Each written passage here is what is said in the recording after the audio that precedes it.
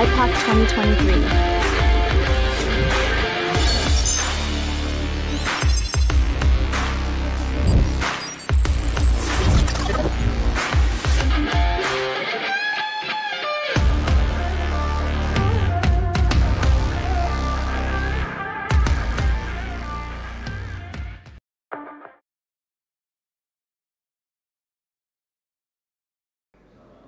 Selamat siang dan salam sejahtera bagi kita semua, rekan-rekan wartawan yang sudah hadir hari ini, siang ini. Kita ketemu lagi setelah setahun lalu kita sama-sama menikmati IPOC di Bali. Tahun ini kita juga akan melaksanakan IPOC ke-19 yang rencananya akan kita mulai tanggal 1 sampai dengan 3 November 2023. Jadi teman-teman, hari ini di hadapan kita nanti Ketua Umum GAPKI ada di sini, Pak Edi Martono, kemudian Ketua Panitia yang tetap cantik sepanjang IPOC,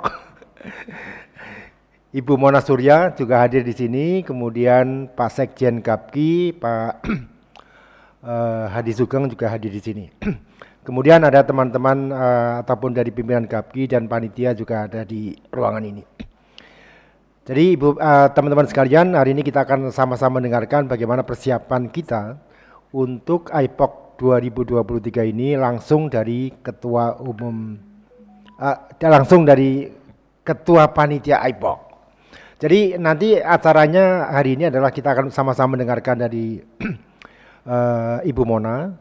Setelah itu kami memberi waktu kepada teman-teman wartawan kalau ada yang ingin menanyakan segala sesuatunya tentang IPOC, termasuk kalau ingin menanyakan mengenai update industri sawit, ada Pak Ketua Umum dan juga Pak Sekjen GAPKI ada di tengah-tengah kita. Baik, mengawali acara ini kami minta Ketua Panitia IPOC Ibu Mona Surya untuk menyampaikan rencana penyelenggaraan IPOC 2023 ini. Silakan Ibu Mona. Assalamualaikum warahmatullahi wabarakatuh. Selamat siang dan salam sejahtera bagi kita semua. Pertama-tama saya mengucapkan terima kasih kepada semua rekan-rekan media yang hari ini meluangkan waktu untuk hadir di acara siaran pers penyelenggaraan IPOC 2023. Dan juga kami mengucapkan terima kasih atas dukungan rekan-rekan selama ini kepada GAPKI dan IPOC melalui pemberitaan industri sawit sehingga masyarakat terupdate dengan perkembangan industri sawit Indonesia. Tahun ini, tahun 2023, kami sangat senang dapat kembali menyelenggarakan IPOC secara tatap muka dan kami juga sangat surprise melihat dengan animo peserta konferensi dan pameran yang masih tetap tinggi. Semoga teman-teman rekan media nggak bosan ya dengan saya sebagai Ketua IPOC yang nggak tergantikan. Seperti kita ketahui, Indonesia merupakan produsen minyak sawit terbesar di dunia yang berperan penting dalam pasar minyak nabati global. Bersama dengan Malaysia, kedua negara mendominasi 85% pangsa pasar minyak sawit dunia. Pada awal tahun 2022, harga minyak sawit dunia mencapai titik tertinggi sepanjang sejarah disebabkan oleh isu geopolitik yang terjadi di Rusia dan Ukraina dan ditanggapi dengan berbagai kebijakan dalam negeri yang turut mengguncang pasar minyak nabati global. Meskipun di tahun 2023 ini harga sawit kian normal, namun mulai masuknya stok minyak bunga matahari dari Rusia dan Ukraina serta meningkatnya produksi minyak nabati lainnya ke pasar global menyebabkan tingginya stok minyak nabati di negara India yang merupakan salah satu negara importir terbesar minyak kelapa sawit. Oil World menyebutkan stok di India ini merupakan tertinggi sepanjang sejarah di tengah pemulihan produksi minyak sawit di Malaysia. Selain terkait supply and demand, industri kelapa sawit juga masih terus berkutat dengan kampanye negatif yang kemudian dituangkan dalam kebijakan yang menjadi hambatan dagang di pasar global. Di antaranya adalah kebijakan EUDR, deforestasi Uni Eropa, yang mana implikasi EUDR dikhawatirkan akan berdampak besar bagi industri kelapa sawit.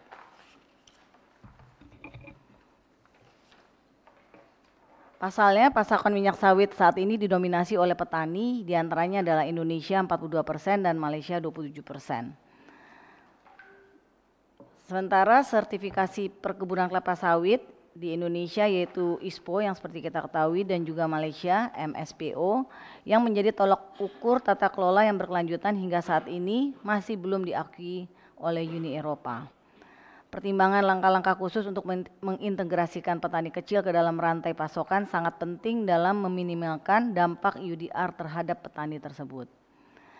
Menghadapi pasar yang tidak menentu tersebut, GAPKI, Gabungan Pengusaha Kelapa Sawit Indonesia, kembali menyelenggarakan 19 Indonesian Palm Oil Conference and 2024 Price Outlook atau IPOC 2023 atau IPOC 2023 yang akan dilaksanakan pada tanggal 1 sampai 3 November di Bali International Convention Center, Westin Resort Nusa Dua, Bali dengan tema Enhancing Resiliency Amid Market Uncertainty. Gelaran IPOC 2023 ini direncanakan akan dibuka oleh Menteri Koordinator Bidang Perekonomian RI, Bapak Erlangga Hartarto, serta dihadiri oleh jajaran menteri lainnya, diantaranya Menteri BUMN dan Menteri Perdagangan untuk memberikan special address terkait kebijakan dan strategi pemerintah dalam meningkatkan daya saing industri kelapa sawit berkelanjutan. Selain itu juga, seperti biasa, konferensi ini juga menawarkan analisis pasar minyak nabati dunia sehubungan dengan peraturan global terkini dan dampaknya terhadap industri minyak sawit, kebijakan minyak sawit Indonesia dan perspektif pasar dari negara-negara importir minyak sawit. Di samping itu juga akan dibahas situasi pasokan dan permintaan minyak sawit di dunia, juga prospek harga untuk tahun mendatang yang dibawakan oleh pembicara-pembicara ahli minyak nabati senior dunia untuk menguak tren harga seperti Thomas Milke dari Oil World, Nagaraj Meda dari Transgrab, dan Dorab Mistry dari Godrej International Limited. IPOC merupakan wadah pemangku kepentingan baik tingkat nasional maupun internasional untuk bersama-sama membahas isu-isu strategis seputar industri kelapa sawit. Selain itu juga konferensi juga akan diselenggarakan pameran untuk memberikan informasi mengenai perkembangan terkini teknologi, produk, dan layanan industri kelapa sawit. Dengan animo peserta yang tinggi setiap tahunnya, penyelenggaraan konferensi tahun ini akan dilaksanakan tatap muka secara penuh untuk meningkatkan antusiasme peserta. Insya Allah penyelenggaraan konferensi tahun ini secara optimis dapat menembus angka 1.500 peserta yang akan hadir dari berbagai belahan dunia. Saya rasa sekian, saya tutup. Wabillahi taufiq wal hidayah. Wassalamualaikum warahmatullahi wabarakatuh. Waalaikumsalam warahmatullahi wabarakatuh. Terima kasih Bu Mona Surya, Ketua Panitia IPOC 2023. Teman-teman wartawan, tadi kita sudah sama-sama mendengarkan apa itu yang ingin dicapai untuk IPOC 2023 ini. Saya kira tadi Bu Mona sudah sampaikan, kita ingin sekali mendengarkan seperti apa sih prospek sawit kita di 2024 akan seperti apa, dan mudah-mudahan nanti teman-teman wartawan akan bisa mendalami lebih jauh pada saat akan sama-sama kita hadir di Bali. Baik, teman-teman silakan kalau ada yang ingin mendalami, ini Ketua Panitia ada, Ketua Umum GAPKI juga ada, Ketua Sekjen GAPKI juga ada. Silakan kalau ada yang ingin bertanya langsung saja, bisa unmute ataupun bisa raise hand. Silakan teman-teman. Izin Pak Mukti. Silakan Pak Asis ya. Ya, siap Pak. Silakan Pak Asis. Sorry, kebetulan di jalan di Medan ini Pak. Assalamualaikum warahmatullahi wabarakatuh. Waalaikumsalam. Terima kasih Pak Ketum, Pak Sekjen, Bu Mona, Pak Mukti. Saya tertarik tadi apa yang dibilang oleh Bu Mona tentang pertama keberterimaan. Terus yang kedua bagaimana prospek. Kalau kita tarik benang merah ini kan sebenarnya case-nya masih yang sama ya. Bahwa keberlanjutan sawit ini menjadi titik utamanya. Tapi yang sampai hari ini kita rasakan bahwa pengganjal utama dari keberlanjutan ini kan justru di dalam negeri, Bapak Ibu. 16,38 juta hektar kebun sawit kita, 6,8 juta hektar itu punya petani, dan ini sekarang diganjar 3,4 juta hektar ada di kawasan hutan. Sampai hari ini kita nggak berhasil meyakinkan pemerintah bahwa yang namanya kawasan hutan itu apa sih gitu. Kita nggak berhasil. Lalu kalau kita kita bicara prospek minyak sawit sih, saya pikir untuk penggunaan dalam negeri aja kita sudah luar biasa gitu dengan hadirnya B35 dan semakin menariknya teknologi sawit ini di hilirnya hingga poliokimia kita semakin luar biasa. Saya pikir nggak jadi soal sih sebenarnya di luar gitu. Tapi di dalam ini seperti apa? Terlebih surat keputusan Menteri KLHK 661 plus 815 ya kalau nggak salah. Ini betul-betul dihajar luar biasa ini industri sawit. Dipalak habis-habisan, malah dirampok habis-habisan oleh KLHK kalau menurut saya gitu. Kenapa? Karena saya memahami sampai hari ini KLHK belum bisa membuktikan kawasan hutan yang sesungguhnya sesuai dengan Undang-Undang 41 itu pasal 1 ayat 3, pasal 14 dan pasal 15 itu belum bisa gitu. Bagaimana kita meyakinkan luar ketika kita di dalam ini betul-betul babak belur dibikin oleh kita sendiri gitu loh. IPOC tentu pertemuan lintas negara yang kita menawarkan banyak hal kepada mereka. Kita mengatakan kita berapa 58%.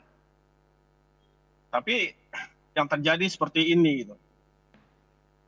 Gimana industri sawit menyikapi ini sekarang? Apakah kita akan padam bersama-sama atau kita melawan atau seperti apa gitu Bapak Ibu? Karena sampai sekarang kan ini menggeramkan sekali gitu ya. Mungkin teman-teman wartawan juga udah membaca SK 661 sama 815 itu dengan denda yang begitu luar biasa untuk 110A dan satu siklus untuk 110B. Kita membayar setiap tahun ini. Saya melihat industri sawit ini sudah diambang kiamat gitu. Itu mungkin sementara dari saya, Bapak Ibu. Saya mohon penjelasan kenapa kita lemah dan kita tidak berhasil sampai hari ini meyakinkan pemerintah terkait keberadaan kita gitu. Makasih Bapak Ibu. Oke, makasih Pak Aziz. Saya kira ini concernnya Bapak bagus banget ini. Ini kalau wartawan semuanya bicara seperti ini, saya kira mudah-mudahan ada angin sejuk nih untuk kita semua. Silakan Pak KU untuk merespon dari apa yang menjadi kemudian Pak Aziz ini. Silakan Pak KU. Baik, terima kasih. Assalamualaikum warahmatullahi wabarakatuh. Waalaikumsalam. Jadi gini Pak Aziz, bahwa kita GAPKI ya, utamanya GAPKI tidak berhenti. GAPKI tidak berhenti untuk memperjuangkan anggotanya yang memang artinya dalam garis yang memang benar ya, artinya bukan memang melanggar apa semua, tapi itu tetap memperjuangkan itu. Nah sekarang justru GAPKI berharap dengan adanya Satgas itu justru Satgas nanti menjadi wasit untuk menyelesaikan masalah kawasan hutan ini. Oleh karena itu kita selalu ini kita koordinasi baik dengan KLHK juga langsung, juga dengan Satgas. Nah kita berharap nanti ini kan belum selesai, jadi masih ada waktu. Waktunya walaupun memang sampai 3 November itu adalah waktu untuk pengajuan prosesnya, tapi bukan berarti bahwa selesai 3 November udah tok, artinya kita salah, tidak seperti itu. Nah ini kita berharap dalam proses yang tadi setelah 3 November pun kan Satgas masih ada. Nah ini kita selalu menyampaikan kepada Satgas maupun kepada pemerintah bahwa kita berharap dengan adanya Satgas ini bisa membantu penyelesaian masalah-masalah anggota GAPKI ataupun juga petani yang artinya yang attach dengan perusahaan-perusahaan anggota GAPKI. Nah itu juga kami perjuangkan, ya terutama kan di sini juga ada beberapa petani kita yang akan replanting juga terganggu karena adanya masalah kawasan hutan. Yaitu itu kan padahal itu sudah zaman Pertrans. Kami juga sudah sampaikan juga kepada KLHK juga. Nah, harapan kami artinya GAPKI itu dengan adanya Satgas nanti bisa berdiri di tengah menjadi wasit, nanti bisa untuk menyelesaikan masalah ini. Artinya kalau memang itu kami misalnya nanti setelah dicek bahwa kami memang sudah sesuai dengan perizinan di awal, ya sudah, terus bagaimana? Jangan sampai nanti saya sepakat bahwa kalau misalnya kita masuk dalam 110B itu nanti akan membahayakan juga, misalnya itu dalam arti benar ya. Kalau melanggar, kalau memang dari awal melanggar, saya setuju bahwa itu harus dilakukan, artinya tindakan baik denda macam. Kalau memang dia sengaja melanggar. Tapi kalau itu memang tidak dengan sengaja, karena memang dia mendapatkan izinnya memang waktu itu dari daerah seperti itu, ya artinya bahwa kita kan izinnya bukan dari pusat, memang dari daerah. Izin lokasi, waktu itu malah sebelum izin lokasi ada itu izin pra izin namanya lokasi itu apa tuh sebelum izin lokasi. Kemudian IUP kan semua dari daerah. Nah itu kalau memang sudah sesuai seperti itu ya mari kita sama-sama perjuangkan. Nah sekarang itulah perjuangan GAPKI sampai saat ini belum pernah berhenti memperjuangkan anggotanya. Dan kita terus koordinasi baik dengan KLHK, dengan Kementerian ATR apabila sudah HGU, dan juga dengan Satgas. Itu jawaban saya Pak Ajis. Mudah-mudahan bisa berhasil, mudah-mudahan petani juga bisa berhasil sehingga yang dikhawatirkan Pak Ajis tidak terjadi. Semua kita khawatir juga, tapi tidak terjadi. Seharusnya mudah-mudahan insya Allah tidak terjadi. Demikian, terima kasih.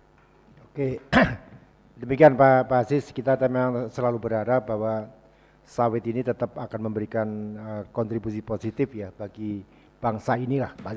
Jadi Pak KU tadi sampaikan telah berbagai upaya, termasuk dengan melakukan pendekatan dengan berbagai kementerian, termasuk juga dengan Satgas. Baik, silakan yang lain. Monggo.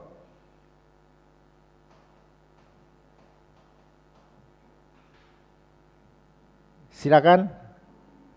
Mbak Eko, biasanya Eko sering nanya nih macam-macam nih.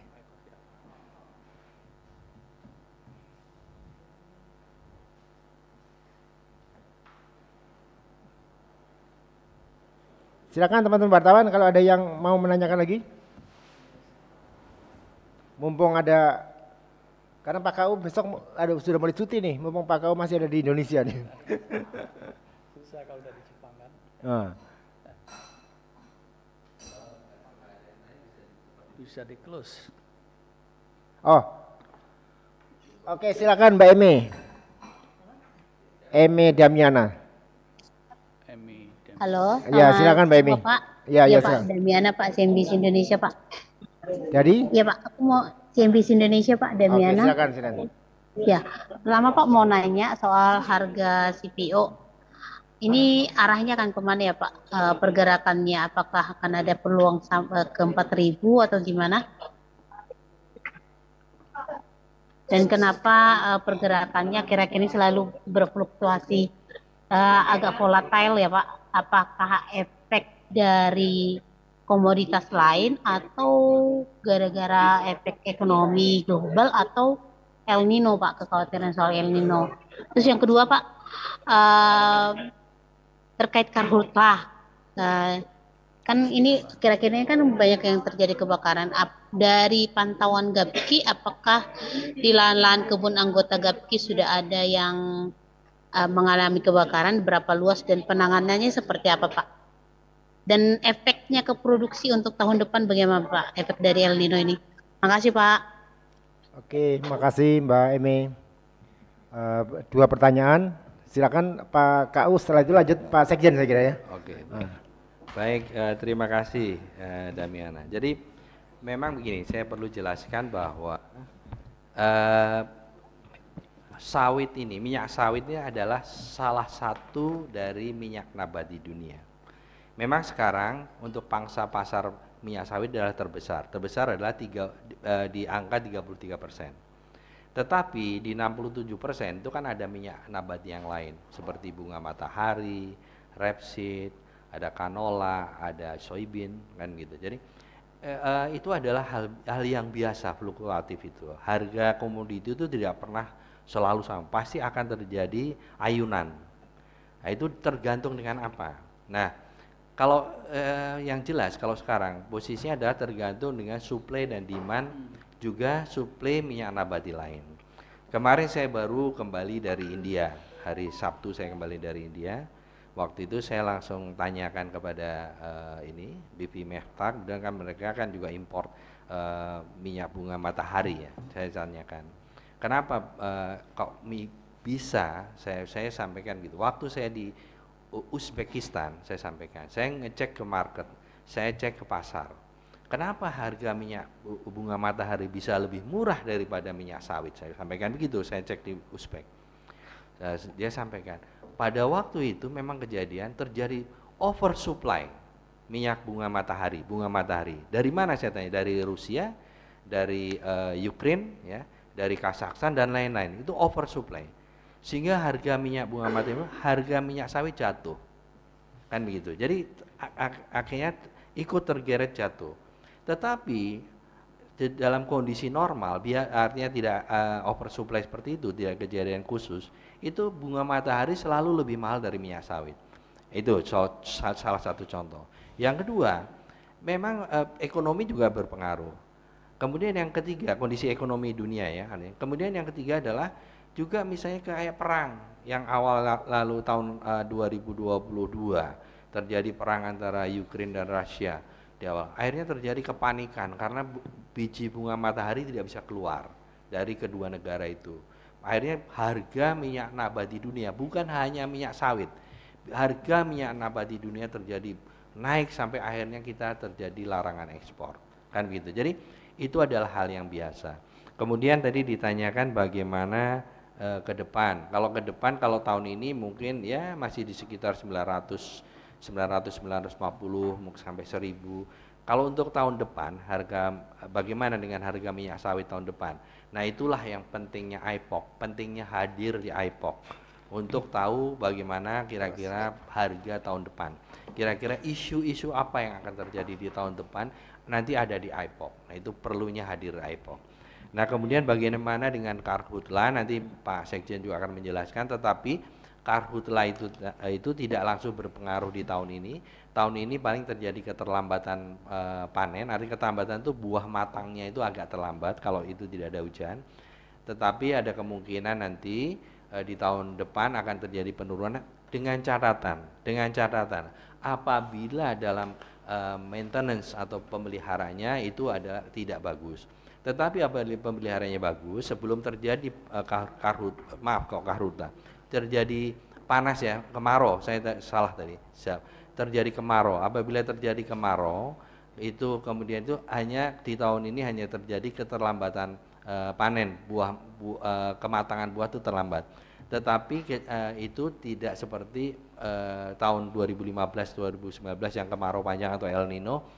Tahun ini contohnya di Kalimantan sudah hampir 3 bulan, ternyata Sumatera baru hampir 2 bulan. Artinya ada hujan tetap dan akan terjadi memang penurunan produksi. Tadi saya dengan catatan saya sampaikan apabila kemarau panjang, dengan catatan apabila pemeliharanya itu bagus, sebelum terjadi kemarau mereka melakukan pemupukan bagus, pemeliharaan bagus, itu tidak terlalu berpengaruh terhadap penurunan produksi. Kecuali memang terjadi seperti tahun 2015 sampai 2019 yang begitu panjang, itu akan berpengaruh, bahkan bisa sampai 2 tahun pengaruhnya.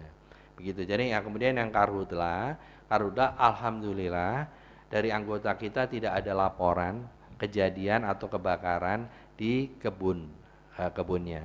Dan kita terus terang memang kita memantau juga, kita memantau terus anggota kita, dan kita minta supaya benar-benar jangan sampai terjadi. Jadi mereka memang sudah preventif. Mereka bukan hanya menjaga dirinya sendiri, tapi menjaga sekitar kebun mereka. Mungkin Pak Sekjen akan menambahkan, silakan Pak Sekjen. Silakan Pak Sekjen. Baik, terima kasih Pak Ketua Umum, Bapak Ibu, rekan-rekan wartawan yang saya hormati. Tadi Pak Ketua Umum sudah menjelaskan secara garis besar, dan saya akan menyampaikan ya kinerja kita sampai dengan bulan Juli ini berdasarkan dari press release kita. Alhamdulillah parameter-parameter kita positif ya, membaik. Antara lain adalah produksi CPO dan PKO kita juga tumbuh 17% sampai dengan Juli, sekarang ke angka 32 juta ton. Kemudian untuk konsumsi juga demikian, kita ada pertumbuhan sekitar 11%, yaitu sekitar hampir 13 juta ton kita konsumsi dalam negeri, baik itu untuk pangan, oleh kimia maupun untuk biodiesel.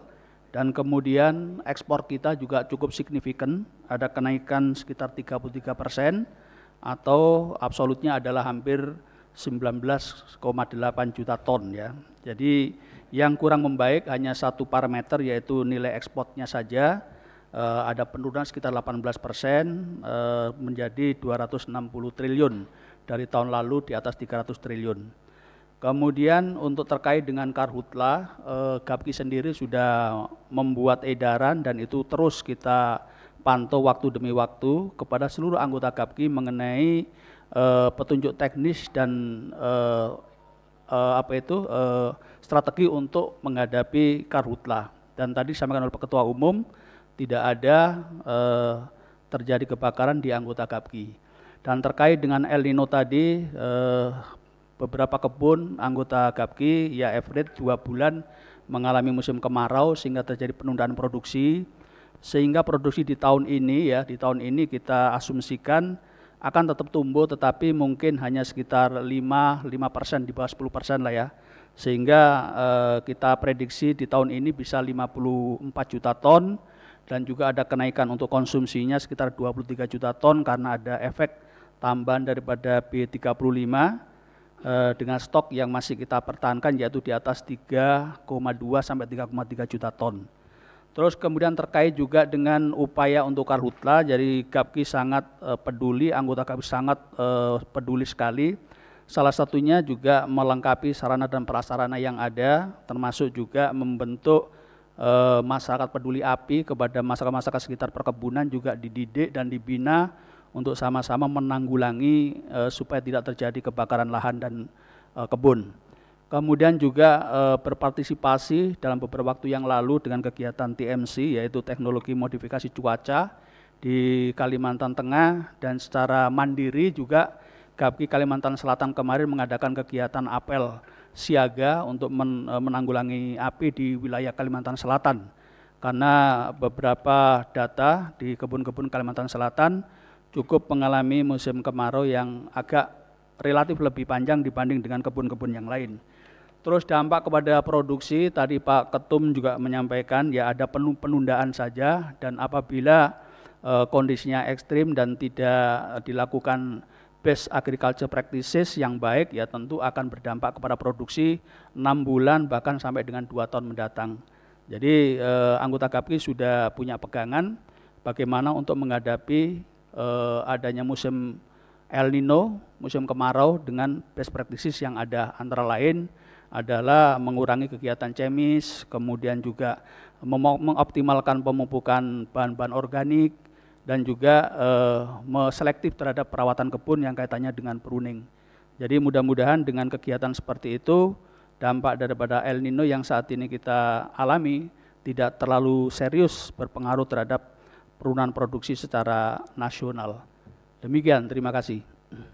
Terima kasih Pak Sekjen, Pak KU atas penjelasannya.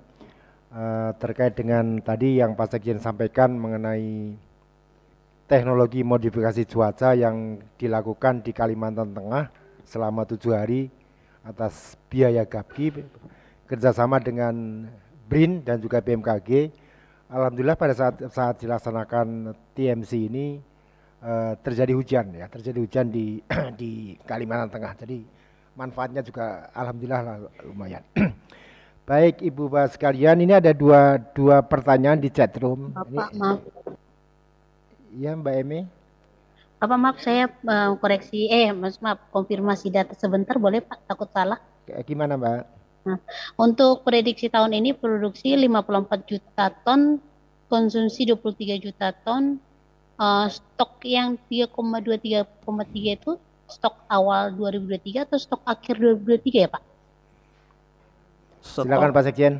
3,2 adalah prediksi kita untuk stok akhir di tahun 2023. Demikian Bu. Stok akhir ya Pak untuk Iya. carry over ke tahun depan ya Pak? Ya. Iya, carry over. Oke. Maaf Bapak, untuk soal harga tadi kalau di ringgit Malaysia kan untuk prediksi tahun ini, dan kalau boleh Pak spill satu sentimen Pak untuk tahun depan apa aja ya Pak? Mungkin dan mungkin harganya ke 4.000 ringgit Malaysia Pak. Mbak Eme. Mbak Eme. Ya, Tadi sebenarnya Pak KU sudah menjelaskan kalau untuk prediksi harga tahun 2024 silakan datang di IPOC. Spill aja Pak sentimennya aja kalau gitu Pak, Ya. sentimen tahun depan. Nanti kalau dijawab sekarang nanti tidak ada ininya semangatnya untuk datang di IPOC. Waduh. Ya. Oke deh, Pak. Oke. Siap. Baik, selanjutnya ini ada dua pertanyaan di chat room. Yang pertama ada dari IP Mas IP nih, inilah.com. Ini agak berpolitik nih Pak KU. Apa tanggapan Gapki atas penanganan dugaan korupsi tata kelola dana sawit di BPDPKS? Wah ini udah. Terus apakah berdampak kepada harga atau prospek produksi? Kemudian masuk tahun politik, apakah ada dampaknya ke produksi dan harga? Itu yang pertama. Yang kedua dari Atep nih, dari Atep Yulianto ini kepada Bu Mona nih. Pada IPOC 2023, tema atau isu penting apa saja yang akan dibahas selain outlook harga? Ini dari Atep Info Sawit. Oke, Pak KU, mungkin itu dua dulu. Baik, saya Nanti yang Pak Raden Suwarno nanti ya, ini yang sudah resen. Oke, silakan Pak. Oke. Baik, untuk yang pertama masalah dugaan korupsi di BPDP itu kan masih dugaan, kan belum ada bukti ada apa, dan itu tidak berpengaruh terhadap produksi, terhadap kinerja industri sawit, tidak berpengaruh. Kemudian yang kedua mengenai tadi tahun politik tidak akan berpengaruh, produksi tetap akan jalan. Kenapa? Ya memang harus berproduksi. Kita kan tidak bisa, misalnya contoh COVID saja, COVID tuh yang semuanya masalah, justru alhamdulillah industri sawit malah bisa memberikan sumbangan devisa yang sangat besar buat negara. Jadi karena apa? Karena ini adalah mesin produksi kita itu kan kebun sawit. Kita kan tidak bisa ke tanaman sawit, tolong ya ini tahun politik jangan berbuah dulu, buahnya ditahan dulu, jangan keluar dulu, kan nggak bisa begitu. Ini kan harus tetap jalan produksi, dan alhamdulillah konsumen, artinya konsumen baik dalam negeri maupun di luar negeri tetap membutuhkan minyak sawit itu. Bahkan kemarin waktu di India, di Globe Oil juga disampaikan bahwa sawit itu sangat dibutuhkan oleh dunia, minyak sawit ya. Tanpa minyak sawit mereka akan problem. Kenapa? Pasti pasokan akan berkurang, kan begitu. Nah, jadi demikian juga kita, Indonesia sebagai produsen terbesar minyak sawit dunia, di satu sisi lagi sebagai konsumen terbesar minyak sawit dunia.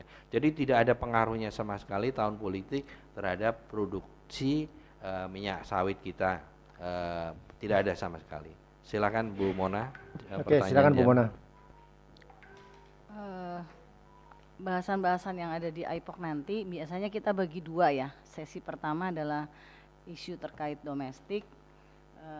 Jadi di sesi pertama itu adalah related domestic policy and industry resiliency. Jadi itu akan membahas tentang industri commodity exchange, dalam hal ini tentang bursa CPO, kemudian tentang replanting program yang selalu menjadi pertanyaan semuanya karena terkait perkembangan progres daripada PSR itu sendiri.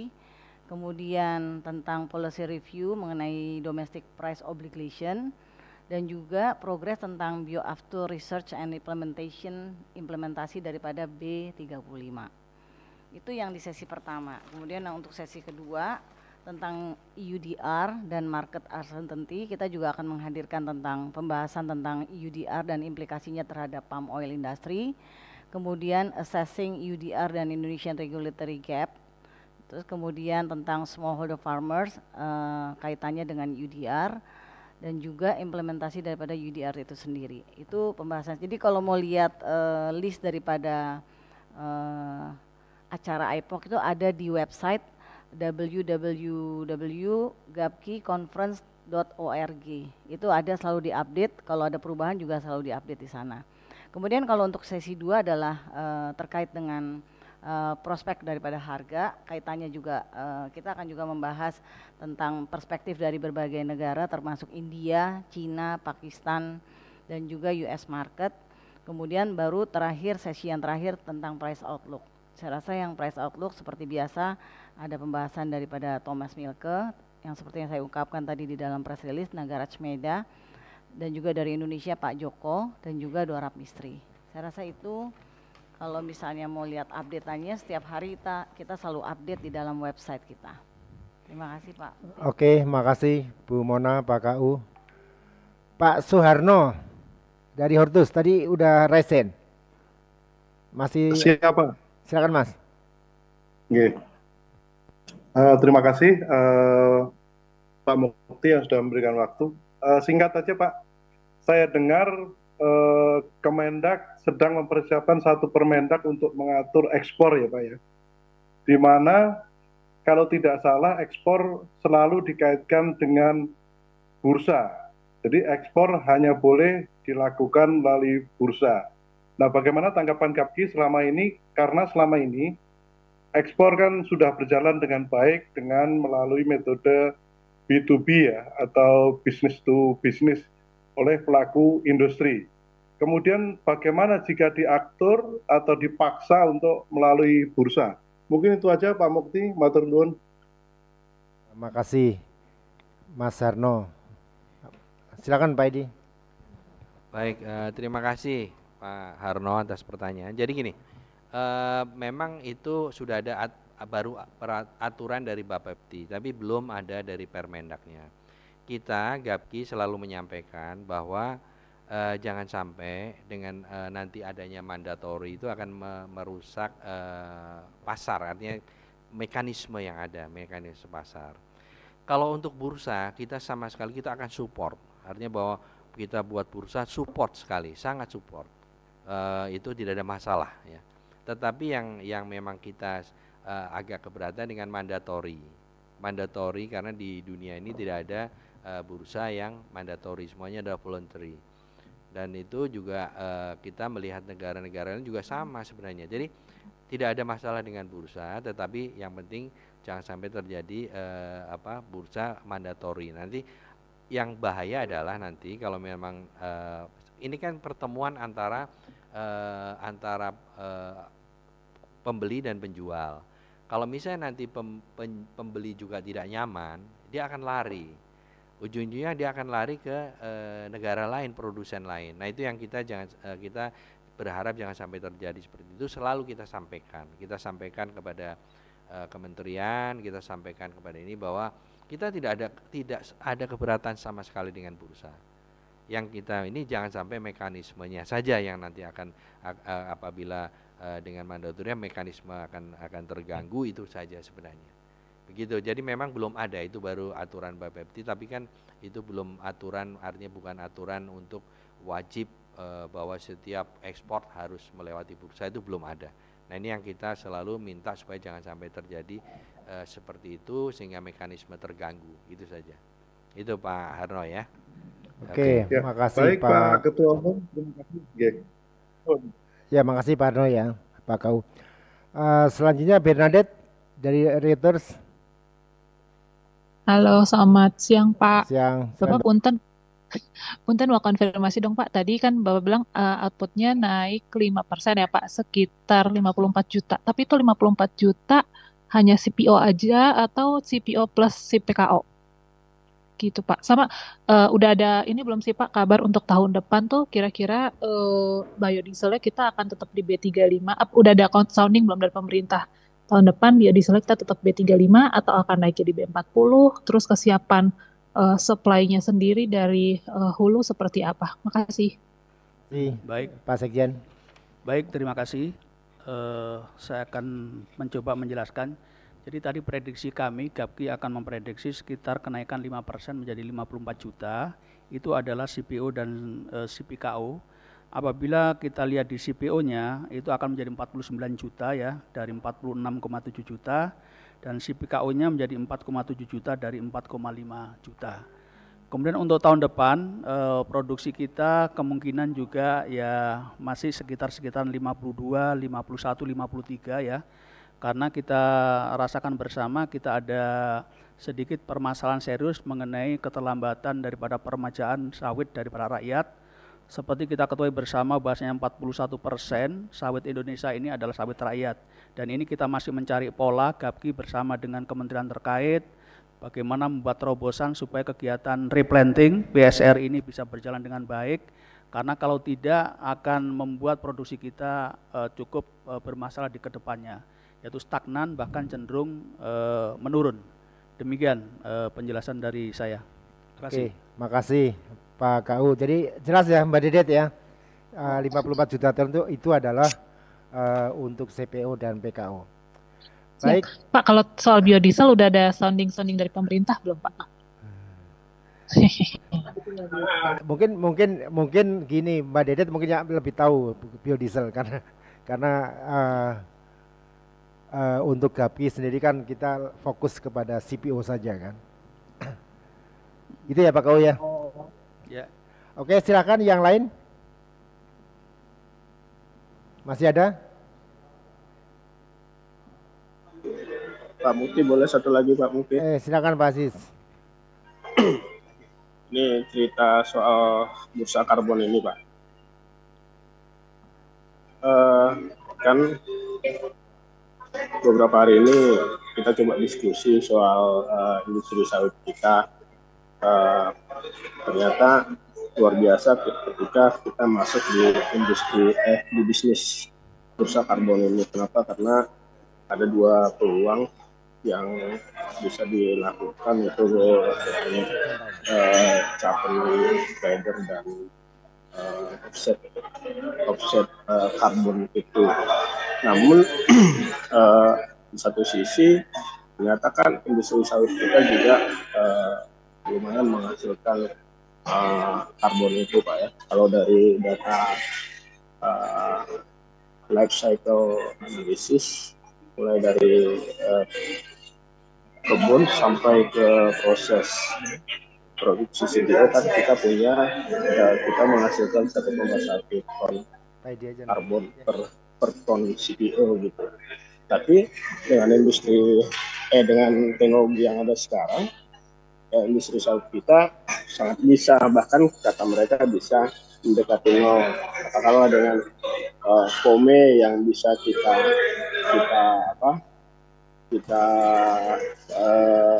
olah dengan methane capture itu bisa. Nah, yang ingin saya tanya, khusus anggota GAPKI sudah mulai nggak melirik ini Pak? Kalau sudah mulai seperti apa kira-kira? Itu aja sih Pak Mukti, makasih. Oke, makasih Pak Abdul Aziz. Ini yang mau jawab siapa nih, Pak KU, Pak Sekjen, atau Pak Pembina? Ada. Nanti mungkin Pak Pembina, Pak Joko Supriyono mungkin bisa menambahkan. Silakan Pak Edi. Baik, terima kasih. Jadi Pak Haji, sampai sekarang memang kita belum mendapatkan permennya ya, permen itu kan kita dapat dari permen LHK-nya. Nah ini sampai detik ini kami belum mendapatkan. Tetapi dari hasil penelitian bahwa sawit itu bukan hanya mengeluarkan karbon, mereka juga bahkan menyerapkan, tadi Pak Haji sampaikan seperti itu juga. Jadi begitu. Bahkan kalau dengan methane capture, kemudian bukan di areal gambut, itu malah kita plus kan gitu. Jadi itu yang malah bisa kita perdagangkan. Nah aturan itulah yang kita belum terima. Tapi kita bersyukur nanti mudah-mudahan bahwa ini bisa ada, jadi kita bisa malah justru memperdagangkan karbon itu. Itu dari saya. Mungkin dari Pak Pembina benar hadir di sini, silakan Pak Joko akan menambahkan. Pak Joko. Bagian ini. Kebagian Pak, kebagian. Soal bursa dan emisi Pak. Monggo Pak. Aziz cari kerjaan, ngasih kerjaan orang aja itu Aziz. Silakan Pak Joko. Ya, jadi ginilah jadi bursa karbon yes kemarin diluncurkan. Bursa karbon itu kan pasarnya. Tempat nanti jualan karbon itu sih betul. Kalau itu memang ada bursa karbon sih mestinya akan menunjang perdagangan karbon.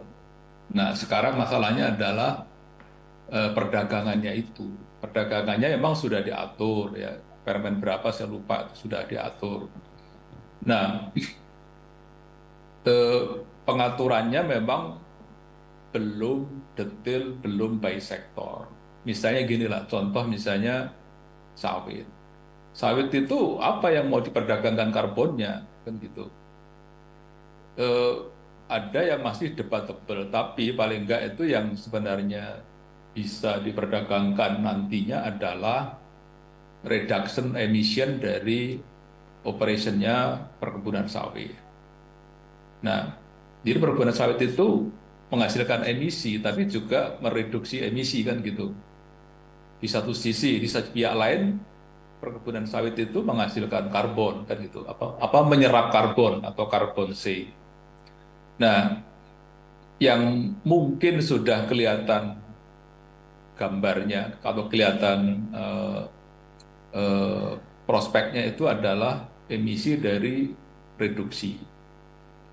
Nah, jadi yang dijual itu nanti kalau perkebunan sawit itu bisa mengurangi emisi, ya.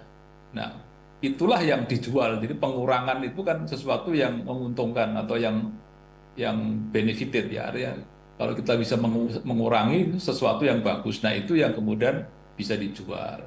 Kira-kira konsepnya seperti itu. Tetapi sampai sekarang itu kita belum ada standarnya. Sawit itu sebenarnya batas atas emisinya itu kan harus standar berapa sih sawit itu, batas standar emisinya berapa?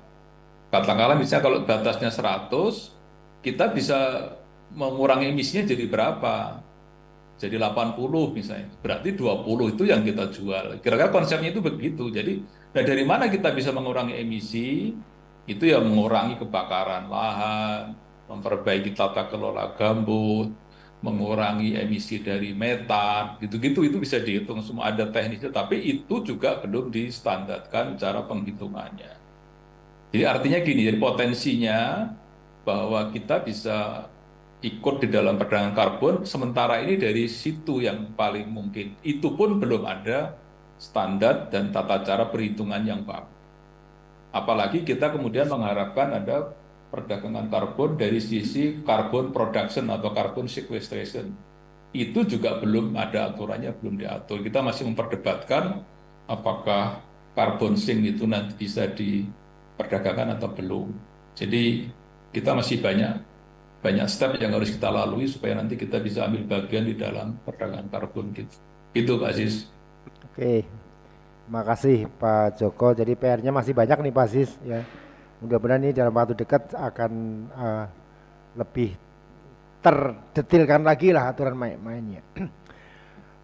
Di chatroom ada 2 pertanyaan. Yang satu masih mendalami apa ada update rekayasa cuaca yang dilakukan GAPKI menghadapi musim kemarau. Kalau ini sebenarnya sudah dijawab. Ini begini Mas Yosep, ini GAPKI partisipasi dalam program TMC memang kebagian di Kalimantan Tengah, waktunya tanggal 25 sampai dengan 30 Agustus 2023 kemarin.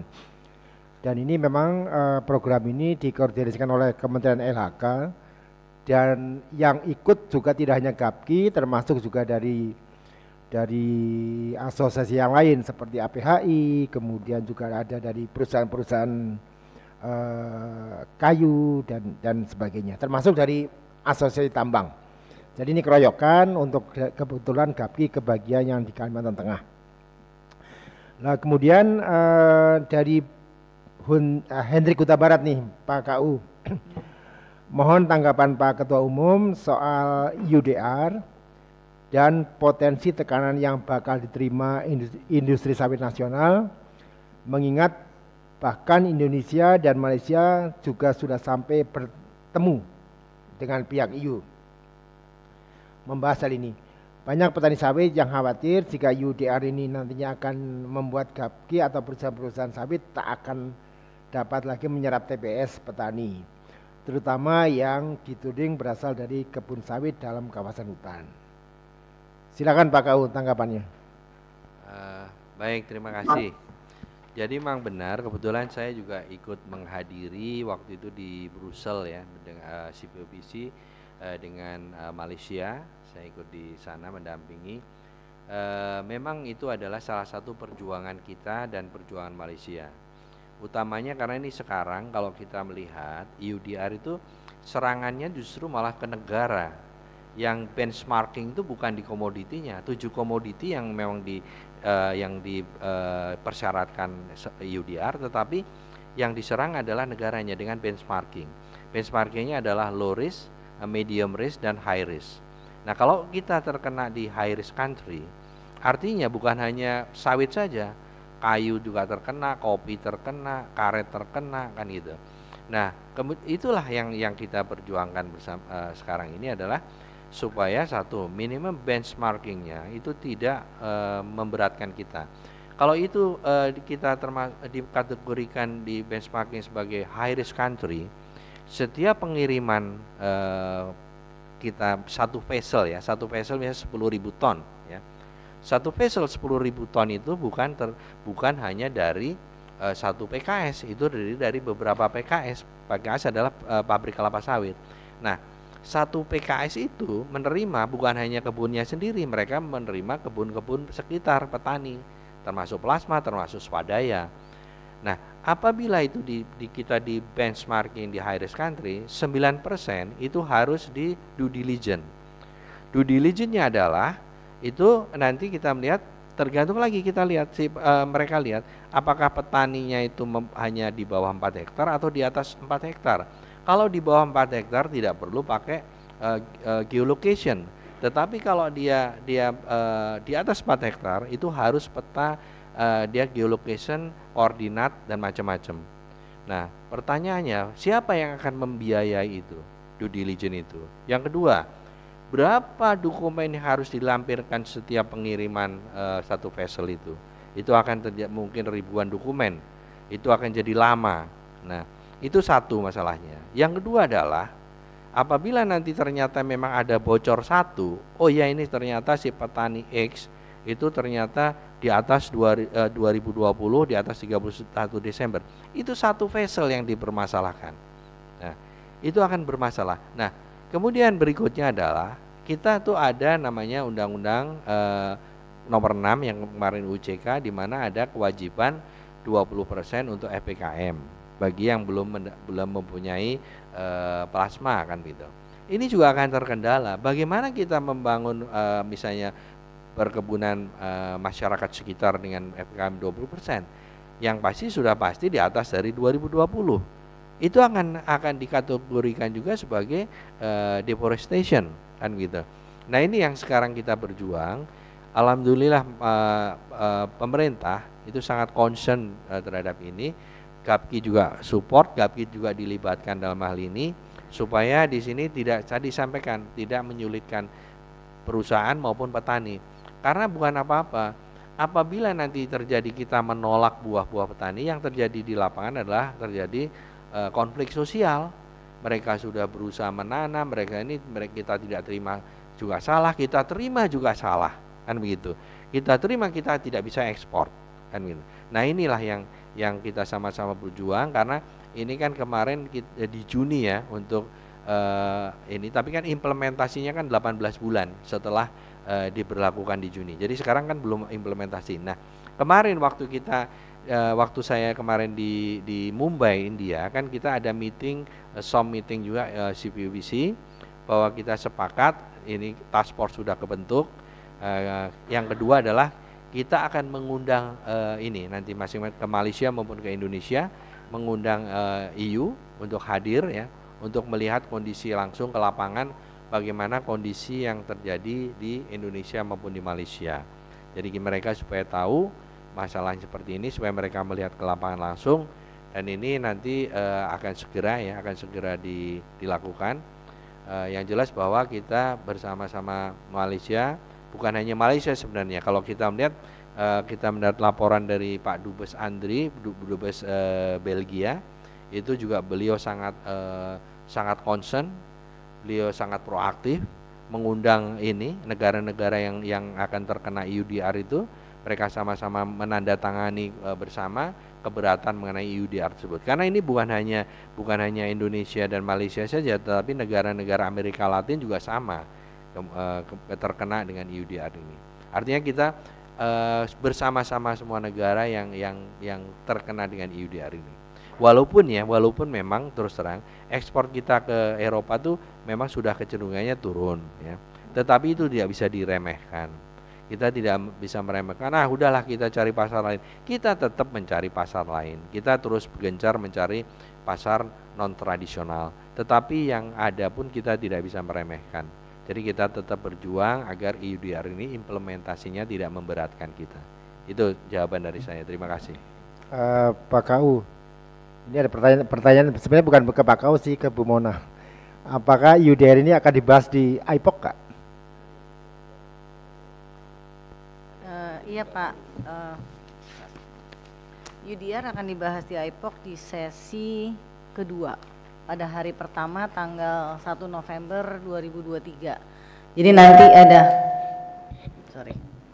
ada Pak Andri Hadi, merupakan ambasador dari Republik Indonesia yang ada di Belgia. Terus kemudian ada Pak Agus Purnomo dari PT Smart Tbk. Dan juga ada Rizal Afandi Lukman dari CPOPC, itu akan mengadres tentang isu mengenai EUDR, pengaruhnya terhadap petani. Kemudian satu lagi Unitan, implementation daripada EUDR dari mana Pak? Dibis, co-founder and CEO dari Dibis PTA Limited. Itu Pak. Oke, makasih Bu Mona. Jadi Bung Hendrik sama Pak Robi, ini jangan takut, ini EUDR juga akan dibahas di IPOC, jadi jangan lupa semua pertanyaan akan dijawab di sana ya untuk EUDR. Nah, satu lagi nih dari Samsudin, Palm Oil Magazine. Bagaimana tanggapan GAPKI dengan regulasi ISPO yang baru? Dan berapa target PSR GAPKI tahun 2023? Silakan Pak Sekjen, yang jelas ISPO-nya ini masih dibahas ya, belum selesai. Silakan Pak. Baik, terima kasih. Jadi yang pertama, ISPO ini adalah produk pemerintah dan GAPKI support penuh ya untuk penyempurnaan ISPO. Nah, sampai hari ini kita juga terus terlibat untuk menyempurnakan yang belum sempurna menurut lapangan ya.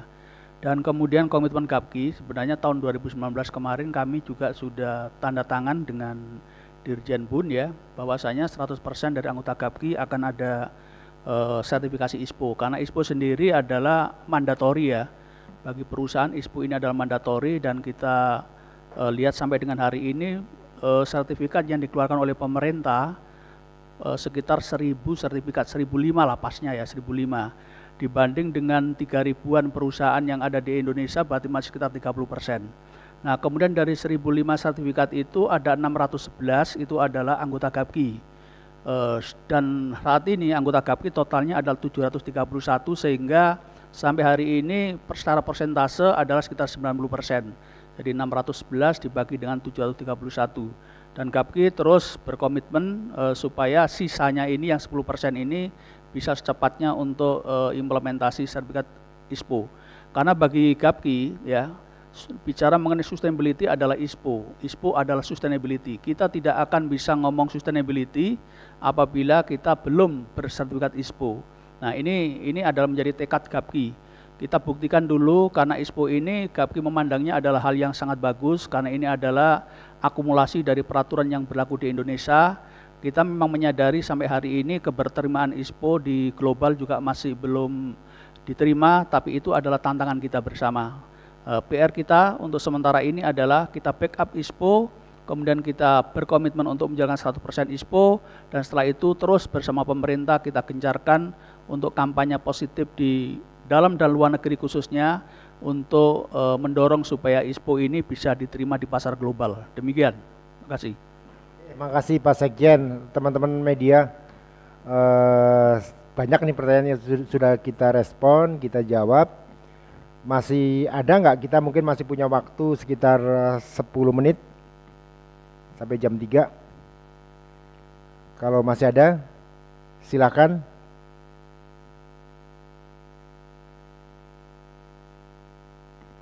Kalau tidak ada, ya mungkin kita bisa akhiri. Mudah-mudahan acara ini bermanfaat bagi kita semua. Tapi sebelum mengakhiri, saya mungkin minta ke Ketua Umum GAPKI untuk membuat closing statement, Pak. Silakan Pak Kau. Baik, terima kasih Pak Mukti. Jadi sekali lagi bahwa kita hari ini adalah press conference untuk IPOC yang ke-19 ya, yang rencana akan diadakan di Bali, di Westin ya. Nah, menurut saya ini adalah hal yang sangat menarik, sangat penting karena sawit itu tidak pernah selalu ada isu-isu terus. Ya, tidak pernah hidup tenang lah kasarnya. Kalau enggak dari luar juga dari dalam kan begitu. Nah, ini saya rasa cukup menarik untuk hadir di IPOC ya, hadir di IPOC ini untuk mengetahui kira-kira kondisi bagaimana minyak sawit, minyak nabati yang lain nanti di tahun 2024, kira-kira kemudian isu yang ada di dunia seperti apa ya kan begitu, bagaimana pengaruhnya terhadap minyak sawit Indonesia, karena Indonesia sangat tergantung sekali dengan minyak sawit ya. Saat ini kalau kita melihat harga minyak bumi sudah tembus lagi ke 100 US dollar. Ini pasti pemerintah sangat membutuhkan minyak sawit untuk biodiesel, utamanya karena ini kenapa demikian? Karena untuk mengurangi import minyak bumi, untuk mengurangi import solar kan begitu. Jadi ini suatu kebutuhan yang sangat diperlukan. Jadi ini menarik sekali untuk IPOC kita melihat ini karena Indonesia tadi saya sampaikan biasanya bahwa produsen terbesar tapi juga konsumen terbesar minyak sawit dunia. Nah, ini tolong teman-teman sampaikan bahwa ini adalah pertemuan yang sangat penting untuk kita, dan kita perlu tahu karena ini adalah minyak sawit adalah penopang ekonomi Indonesia yang sangat penting ya. Devisa kita dari sawit sangat besar, dan kita alhamdulillah dalam kondisi apapun kemarin waktu Covid pun kita masih bisa bertahan, dan alhamdulillah kita memberikan kontribusi yang sangat besar baik secara devisa maupun penyerapan tenaga kerja. Nah itu, jadi silahkan teman-teman wartawan sampaikan untuk hadir di IPOC 2023 ini, sangat penting. Terima kasih. Wassalamualaikum warahmatullahi wabarakatuh. Waalaikumsalam warahmatullahi wabarakatuh. Terima kasih Pak KU, Ibu Ketua Panitia, dan juga Pak Sekjen, dan tentunya kepada teman-teman wartawan yang telah hadir di dalam acara ini. Saya tidak memberikan tambahan kata selain sampai ketemu di IPOC 2023 di Westin Bali. Terima kasih. Wabillahi taufiq wal hidayah. Assalamualaikum warahmatullahi wabarakatuh. Waalaikumsalam. Terima kasih Bapak Ibu. Terima kasih Bapak Ibu. Terima kasih.